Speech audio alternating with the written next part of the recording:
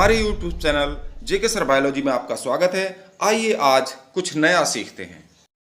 Hello friends, मैं हूं जितेंद्र कुमार और आज आप लोगों के लिए जो टॉपिक है वो है हाइड्रा की एक्सटर्नल स्ट्रक्चर। यानी कि हाइड्रा जो एक जलीय प्राणी होता है, सामान्यतः स्वच्छ जलीय तालाब में ये देखने को मिल जाता है। और जो जलीय पौधे होते हैं उन पर धागे नुमा पतली संरचनाएं हिलती हुई दिखाई देंगी। अगर आप इस महीने में अक्टूबर या नवंबर के महीने में आप स्वच्छ जलीय तालाब में जाएंगे तो ये किसी आधार से चिपका हुआ या जलीय पौधों की पत्तियों से लगा हुआ या उनके तनों से लगा हुआ धागे की ओर कंपन करता हुआ नजर आ जाता है। और हाइड्रा का जो साइज होता है वो 2 से 12 मिलीमीटर होता है, यानी कि 2 मिलीमीटर बहुत छोटा होता है और बिल्कुल धागे नुमा संरचना होती है। ये हाइड्रा एक प्रकार का ये पोरीफेरा संघ का जंतु होता है। तो आज हम हाइड्रा की बाह्य संरचना ही आप लोगों को बता रहे हैं। तो हाइड्रा के बारे में थोड़ी सी जनरल जानकारी और ले लें तो हाइड्रा जो एक जलीय प्राणी है, इसकी जो खोज है वो ल्यूवेनहॉक ने की थी। और ल्यूवेनहॉक ने ही क्या है, जीवाणु की खोज भी इन्होंने की थी। एंटोनी वॉन ल्यूवेनहॉक ने जीवाणु की भी खोज की और हाइड्रा की भी खोज का जो क्रेडिट है वो इनको ल्यूवेनहॉक को दिया जाता है। उसके बाद आता है, देखिए इसको जो नाम दिया हाइड्रा वो कैरोलस लीनियस ने दिया, जो द्विनाम पद्धति के भी जनक हैं।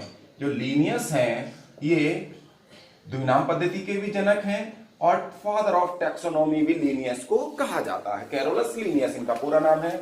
और हाइड्रा में पुनरुद्भवन की खोज ट्रेम्बले ने की थी।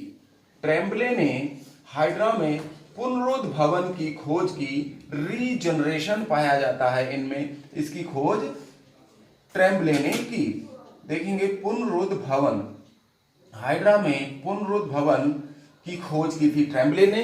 और पुनरुद्भवन का मतलब यह है कि अगर हम हाइड्रा प्राणी को कितने भी भागों में काट लें तो प्रत्येक भाग से क्या होता है, एक नया हाइड्रा बन जाता है। तो इस प्रोसेस को क्या कहते हैं, हम इस प्रक्रिया को या इस गुण को हाइड्रा के क्या कहेंगे, पुनरुद्भवन की क्षमता इनमें होती है। पुनरुद्भवन कहते हैं, रीजनरेशन कहते हैं। किसी भी पार्ट को अगर हम कट कर दें तो उस पार्ट से एक नया हाइड्रा एनिमल बन जाता है, ये रीजनरेशन कहलाता है। हाइड्रा संघ निडेरिया या सीलेंट्रेटा का प्राणी होता है। हाइड्रा संघ निडेरिया या सीलेंट्रेटा का प्राणी होता है। इसको हाइड्रा जो है वो संघ निडेरिया या संघ सीलेंट्रेटा में आता है। तो ध्यान रखें, संघ सीलेंट्रेटा या निडेरिया। तो और इसका जो साइज होता है हाइड्रा का वो 2 से 12 मिलीमीटर होता है।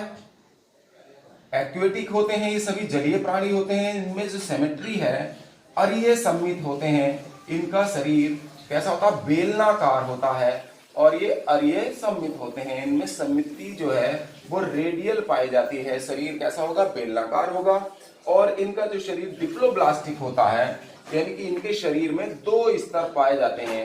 डिप्लोब्लास्टिक, द्विस्तरीय शरीर होगा।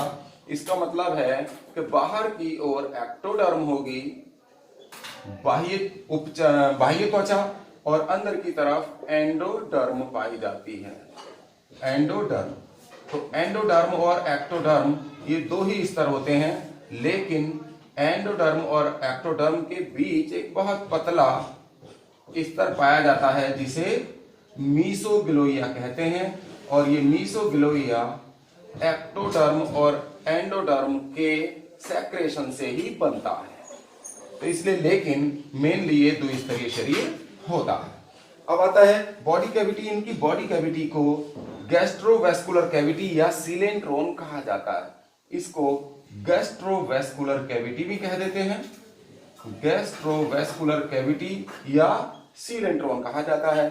और इसके मुख के पास जो इसका अग्रभाग होता है, अग्रभाग को हाइपोस्टोम कहते हैं। इसके अग्रभाग को कहा जाता है हाइपोस्टोम। और हाइपोस्टोम जो है कैसा होता है, कोनिकल होता है, शंक्वाकार होता है। शंक्वाकार होता है, शंकु के आकार का, और उसी में मुख पाया जाता है। और मुख के चारों ओर टेंटाकिल्स या स्पर्शक लगे रहते हैं इनमें।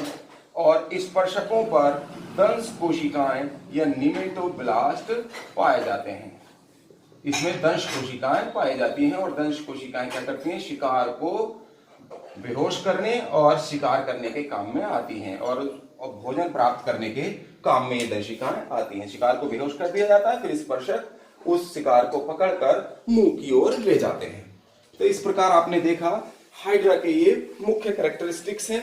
अब हाइड्रा की हम बाह्य संरचना देखते हैं।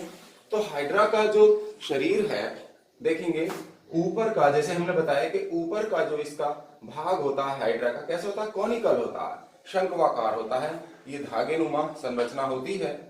और इसका निचला हिस्सा क्या कहलाता, पेडल डिस्क कहलाता है।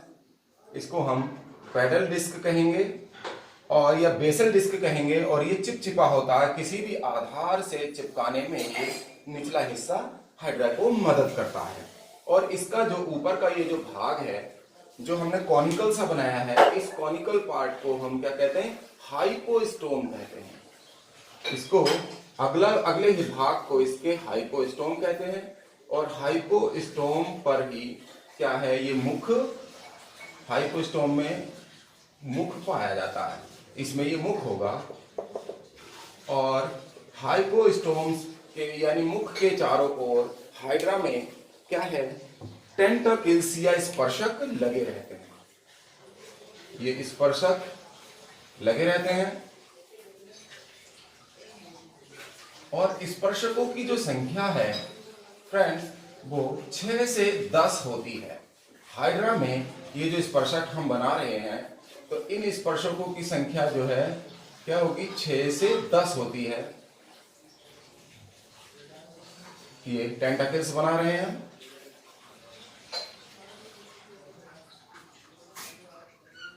ये टेंटाकल्स हो गए, यानी स्पर्शक कहलाते हैं ये। और इन स्पर्शकों की संख्या, टेंटाकल्स की संख्या 6 से 10 हाइड्रा में होती है। ये टेंटाकल्स हो गए, स्पर्शक जिन्हें कहेंगे, और इनकी संख्या कितनी होती है, 6 से 10 हाइड्रा में पाए जाते हैं। और इसके हाइपोस्टोम पर ही ये इसका मुख पाया जाता है, हाइपोस्टोम के अग्रभाग पर ही। हाइपोस्टोम जो कॉनिकल भाग है इसके अग्रभाग पर इसका मुख उपस्थित होता है। और हाइड्रा चूंकि द्विलिंगी प्राणी है तो इस पर मेल और फीमेल स्ट्रक्चर्स भी इसमें पाई जाती हैं।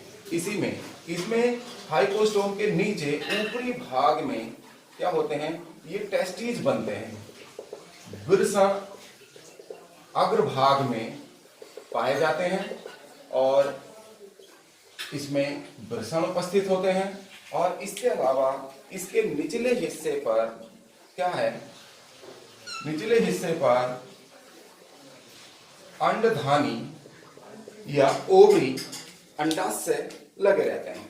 ये इसमें ओवरी पाए जाते हैं। तो यहाँ पर ओवरी भी होती हैं, टेस्टिस भी होती हैं, इसलिए इसको द्विलिंगी प्राणी कहा जाता है।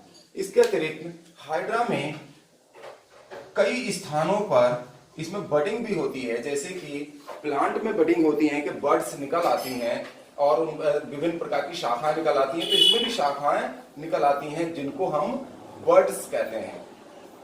इनको हम क्या कहेंगे, बर्ड्स। और ये बर्ड्स भी क्या होती हैं, हाइड्रा से अलग होकर नए हाइड्रा का निर्माण कर देती हैं। और हाइड्रा, ये बर्ड्स जो है हाइड्रा का ही स्मॉल रूप होता है, एक छोटा रूप होता है। इस प्रकार देखें तो हाइड्रा की जो संरचना है, बाह्य संरचना, वो कंप्लीट हो जाती है। इसके अलावा इसके ऊपर ये जो टेंटाकल्स हैं, टेंटाकल्स के ऊपर ये निमेटोब्लास्ट लगे रहते हैं। निमेटोब्लास्ट या निमेटोसिस्ट, निमेटोब्लास्ट की चारों निमेटोसिस्ट पाई जाती हैं स्पर्शकों के ऊपर। इनको कहते हैं दंश कोशिकाएं। इसमें दंश कोशिकाएं लगी रहती हैं। तो इनको हम निमेटोब्लास्ट या दंश कोशिकाओं के नाम से जानते हैं। निमेटोसिस्ट क्या करती हैं, ये शिकार को बेहोश करने के काम आती है। और शिकार जब बेहोश हो जाता, अचेत हो जाता है या मर जाता है तो टेंटाकल्स यानी स्पर्शक उसको पकड़कर मुख के अंदर डाल देते हैं। ये काम निमेटोब्लास्ट का होता है। इसके अलावा टेंटाकल्स और स्पर्शक जो है दूसरे जंतुओं के आक्रमण से भी इसकी सुरक्षा करती हैं। तो इस प्रकार स्टूडेंट्स देखेंगे फ्रेंड्स, ये हाइड्रा का जो टॉपिक है वो कंप्लीट हो जाता है, बाह्य संरचना। तो आज बताइएगा फ्रेंड्स, आप लोगों को ये टॉपिक कैसा लगा, हाइड्रा की बाह्य संरचना।